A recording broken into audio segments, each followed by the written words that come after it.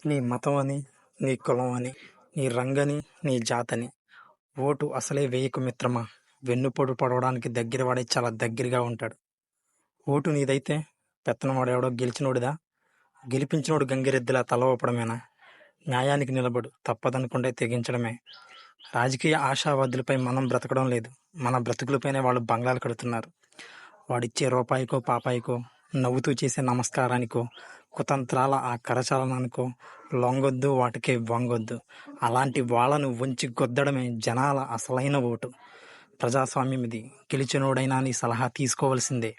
వాడి మాట వీడి మాట కాదు, నీ మనస్సాక్షిని అడుగు. నీ ఓటు ఎవరికి చెందాలో, నీ కండగా ఎవరు నిలబడతారో. మంచిని గెలిపించుకోండి, తప్పుని తుంచేయండి. శ్రీ పత్తిపాటి వెంకటరావు గారి మాటల ప్రేరణ, శ్రీనివాస్ పత్తిపాటి. నా వరకు ఓటు బుల్లెట్ రెండూ ఒకటే. నచ్చనోడిని తప్పుడోడిని కాల్చి పాడేయడమే.